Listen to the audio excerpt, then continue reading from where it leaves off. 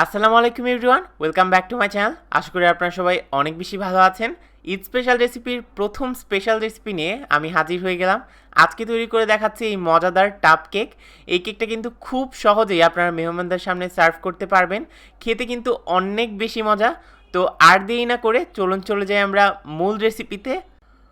প্রথমেই রুম টেম্পারেচারে থাকা একটা ডিম ভেঙে নিচ্ছি। এর মধ্যে দিয়ে দিব 3/4 কাপ পরিমাণে চিনি। 1/4 কাপ দিয়ে 3বার দিয়ে দিলেই হয়ে যাবে। এখন একটা হুইস্কের সাহায্যে এটাকে ভালো করে মিক্স করে নেব। আর আজকে যেভাবে কেকটা বানাচ্ছি কোনো ইলেকট্রিক বিটারের দরকার নেই। শুধুমাত্র এরকম মিক্স হয়ে গেলেই বুঝতে পারবেন আপনার মিক্সচারটা মোটামুটি রেডি হয়ে গিয়েছে। এরপর এর মধ্যে দিয়ে দিলাম 1/4 কাপ পরিমাণে নর্মাল দুধ। আরও দিয়ে দিচ্ছি 1/4 কাপ পরিমাণে তেল। এখন সব কিছুকে ভালো করে একটু মিক্স করে নেব। এখানে কিন্তু হ্যান্ড বিটার ইউজ করার কোনোই প্রয়োজন নেই। মোটামুটি মিক্স হয়ে গেলে এর মধ্যে দিয়ে দিচ্ছি 1/2 চা চামচ পরিমাণে চকলেট ইমালশান। এটা অপশনাল, চাইলে আপনারা স্কিপ করে দিতে পারেন, কোনো প্রবলেম নেই। এইটাকে মিক্স করে এর মধ্যে অ্যাড করে দিব জাদুকরি ইনগ্রিডিয়েন্ট, আর সেটা হলো 1/4 কাপ কুসুম গরম পানির মধ্যে 1 চা চামচ পরিমাণে ইনস্ট্যান্ট কফি।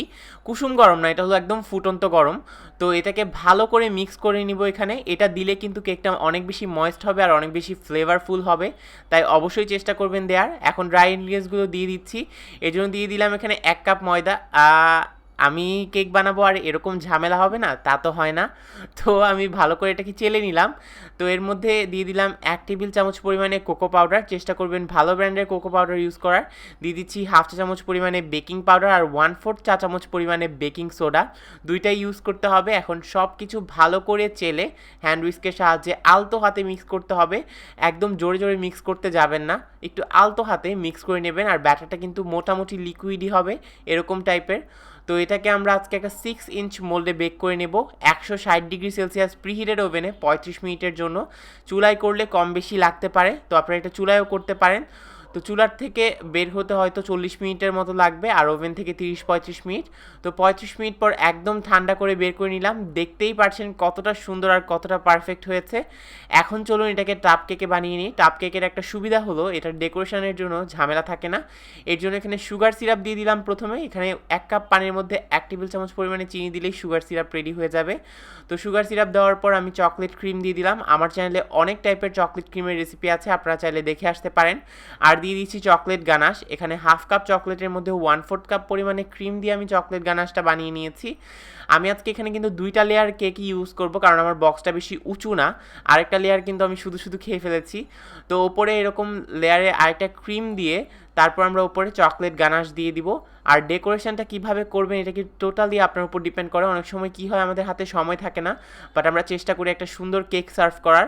তো তখন কিন্তু আপনারা এরকম করতে পারেন। বা আবার অনেকেই ট্রাভেলের সময় কেক নিয়ে যেতে চায়, ডেকোরেশন করা কেক তো আর নেওয়া যায় না, এই কারণে কিন্তু এই কেকগুলো ইউজ করতে পারেন। তো এই ঈদে এই স্পেশাল টাইপের কেকটা কিন্তু অবশ্যই ট্রাই করে দেখতে ভুলবেন না।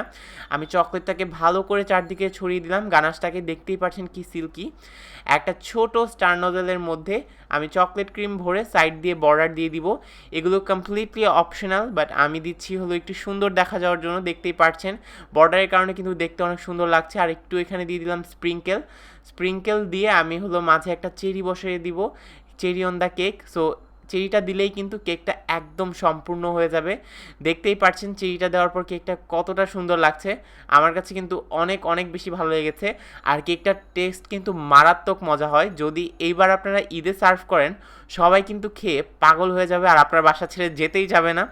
সো যদি ভিডিওটি ভালো লেগে থাকে লাইক কমেন্ট শেয়ার করে পাশে থাকতে ভুলবেন না। আজকে আমি এখানেই বিদায় নিচ্ছি। আল্লাহ হাফেজ।